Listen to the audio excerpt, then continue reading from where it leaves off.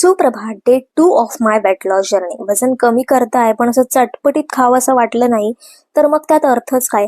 आणि असंच चटपटीत खाण्यासाठी आपली क्रेविंग पूर्ण करण्यासाठी एक सिक्रेट रेसिपीची आज तयारी सकाळपासून चालली आहे. ती तयारी पूर्ण झाल्यानंतर दुपारच्या जेवणात कोबी, राजमा, मेथी, केळी या 4 भाज्या खाल्ल्या, भाकरी खाल्ली आणि पेलाभर डाळ पिली. संध्याकाळी छोटे छोटे किचनचे ड्युटीज असतात ते पूर्ण केले आणि तयारीला लागले.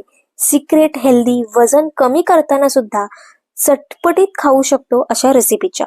हो, घरगुती स्टीम मोमोज आपल्याला वजन कमी करण्याच्या प्रवासामध्ये खूप खूप हेल्प करतात, मदत करतात. याची रेसिपी जरा वेगळी आहे.